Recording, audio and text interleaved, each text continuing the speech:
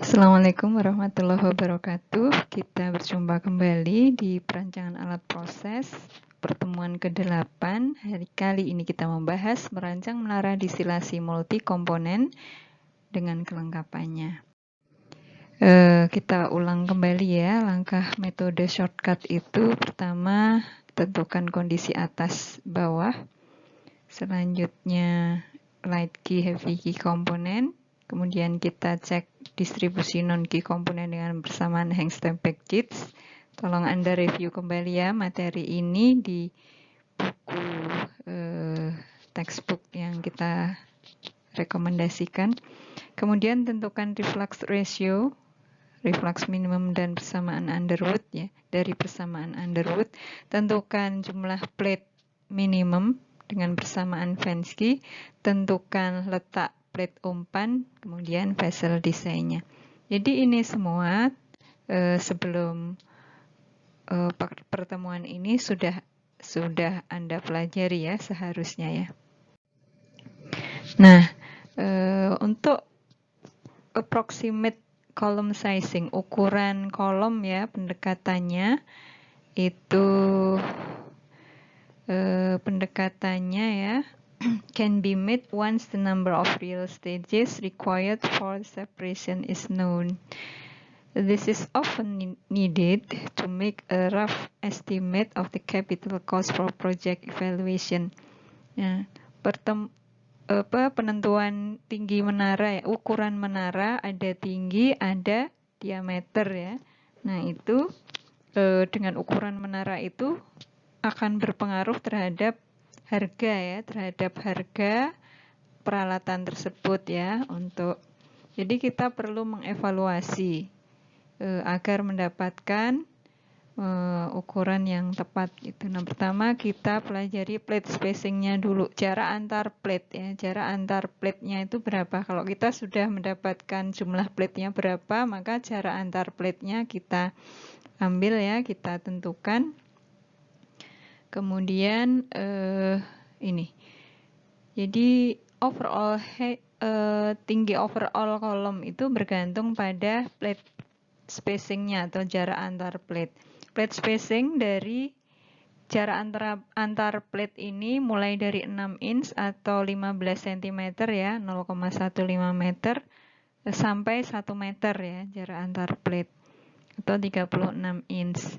Itu yang normal digunakan. Nah, jarak ini ya dipilih bergantung pada diameter kolomnya dan juga kondisi operasinya. Jarak yang dekat ya, space yang dekat, jarak yang dekat ini digunakan untuk kolom diameter yang kecil. Ya. And where headroom is restricted.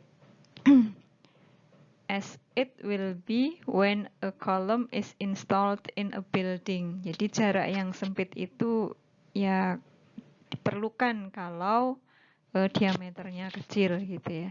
Kemudian untuk diameter lebih dari 1 meter ya, diameter kolom lebih dari 1 meter itu jarak antar plate-nya itu normalnya 0,3 sampai 0,6 meter atau 30 sampai 60 cm ya normalnya.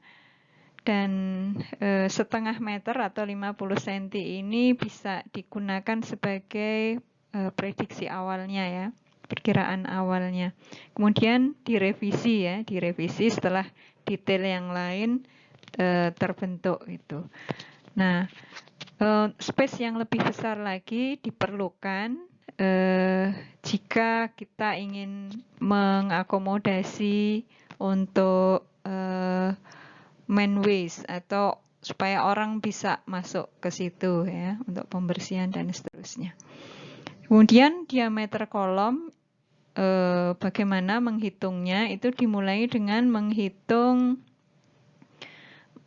estimate the maximum allowable superficial vapor velocity. Kemudian UV rata-rata ini ya, UV maksimum ya, maximum allowable vapor velocity based on the gross all total column cross sectional area. berdasar kepada area totalnya ya, area total dari kolom tersebut ya. Ini pakai persamaan 11/79. Nah, di sini LT adalah plate spacingnya 0,5 sampai 1,5. Ini range-nya ya, diambil angka tertentu untuk trial. Kemudian diameter kolom bisa dihitung dengan persamaan 11/80 ya. DC sama dengan akar 4 kali VW dibagi V rho V UV max ya. VW adalah maksimum vapor rate ya, kilogram per detik ya.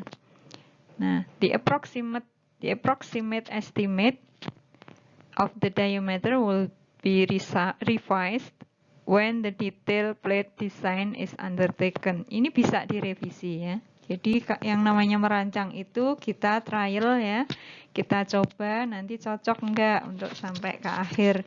Kalau hitungannya kan banyak ya, diikuti saja nanti bisa direvisi. Nah, terus plat kontaktor ya, kontak plate-nya itu seperti apa bentuknya. Di sini ada 3 macam, tapi bisa kita pilih ya. Ada yang shift plate, bubble cap plate, dan valve plate ya. Shift plate itu seperti apa? Nah, seperti ini, saringan dandang ya, seperti saringan. Ada lubang-lubang gitu ya, ada lubang-lubangnya. Ada plat yang berlubang-lubang ya. Jadi ini lubang-lubangnya di sini nih. Nah, ini untuk kontak antara uapnya naik ya, cairannya turun. Kemudian ada bubble cap. Bubble cap ini untuk diameter yang lebih besar lagi ya.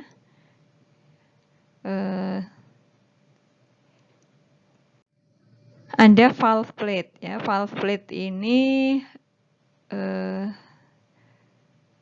ya seperti ini ya.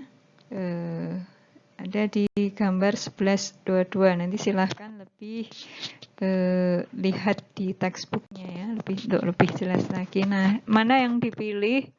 Yang dipilih nanti berdasarkan ongkos operasinya ya. Jadi harganya ini kalau bubble cap itu mahal ya.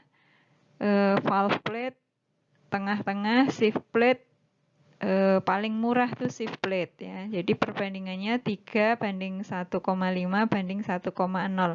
Ada satu lagi yang untuk kapasitas lebih kecil, yaitu kalau kolom packing ya. Kolom packing itu memang tidak kita pelajari di sini, tapi Anda bisa nanti belajar sendiri. Itu yang kurang dari, kalau diameternya kurang dari 1 meter, itu biasanya pakai packing ya, kolom packing. Nah, nanti silahkan diperdalam sendiri. Kemudian untuk prosedur desain plate-nya ya, kita bisa ikuti. Pertama, calculate maximum and minimum vapor and liquid flow rates ya. Kita hitung kecepatan uap maksimum dan minimum, dan juga kecepatan cairan maksimum dan minimumnya ya. Ya, ini untuk keperluan turn down ratio ya. Kemudian kumpulkan atau perkirakan physical property masing-masing ya. Setnya apa, physical property-nya ya, ada rho, ada nu, ada macam-macam, semua dikumpulkan. Viskositas, ada densitas, dan seterusnya. Kemudian kita pilih, kita trial plate spacing-nya berapa. Ini di section 11-11. Kemudian hitunglah diameter kolom based on flooding consideration. Ini 11-13-3 ya. Nanti dilihat lagi buku lengkapnya ya. Kemudian putuskan liquid flow arrangement-nya di 11-13-4. Kemudian buat trial plate layout ya, layoutnya ya, meliputi downcomer area, active area, hole size ya, wear height ya. Di 11.8 sampai 11.13.10 ya. Jadi memang merancang itu ikuti saja ya, semua sudah ada petunjuknya, diikuti saja. Kemudian cek whipping rate 11.13.6, jika tidak cocok kembali ke langkah 6 ya. Kemudian kalau cocok lanjut cek plate pressure drop 11.13.14. Jika terlalu tinggi kembali ke langkah 6. Nah, jika sudah cocok lanjut cek downcomer backup. Jika terlalu tinggi kembali ke langkah 6 atau langkah 3. Ya, langkah 6 atau langkah 3. Kalau sudah cocok lanjut ya. Decide plate layout detail, ada calming zone, unperforated areas. Kemudian cek hole pitch-nya. Nah, jarak antar hole-nya ya. Hole pitch-nya if unsatisfactory, jika nggak cocok kembali ke langkah 6. Jika cocok hitung ulang ya, recalculate the percentage flooding based. Persen floodingnya berapa based on chosen column diameter. Ya tadi kalau udah nentukan ini ya, maximum minimum vapor flow, kita kan bisa hitung diameternya berapa ya. Nah, kemudian kita pilih plate spacing dan seterusnya sampai tadi recalculate ke sini.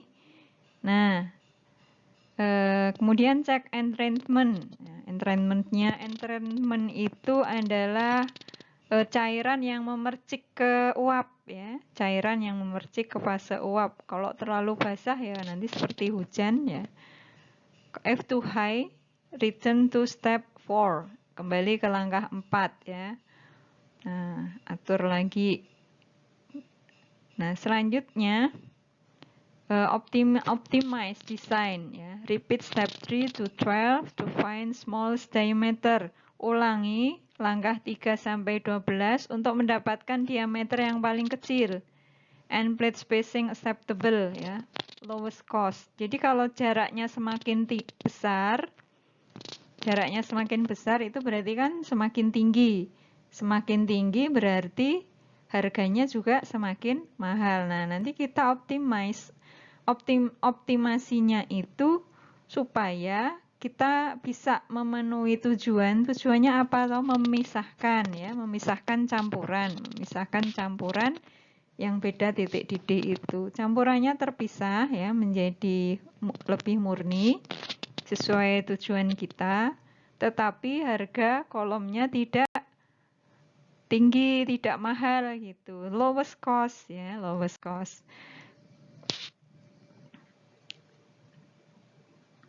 Nah, selanjutnya ya luas plate-nya ini. Luas plate-nya pakai persamaan ini ya. Tadi balik diameternya. Ya, jadi merancang itu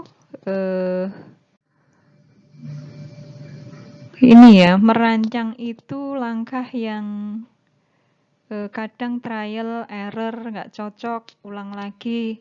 Semua di sini ada panduannya, ada gambar, ada rumus, itu diikuti saja dan ada seninya gitu ya. Jadi seorang perancang itu pakai seni ya. Jadi untuk menghadapi atau menghasilkan sebuah rancangan, seorang per orangnya bisa berbeda-beda. Ya, diterima atau tidak tergantung di panduan itu ada batas-batasnya. Jadi kalau nggak cocok ulang lagi, nggak cocok ulang lagi. Ada range ya, ada batas-batasnya. Tentu kita ingin yang paling murah seperti apa. Jadi ini diikuti saja. Ada pengaturan. Ini tadi yang saya sebut entrainment apa ya. Ini adalah penjelasan tentang langkah-langkah tadi ya. Masing-masing ada persamaannya.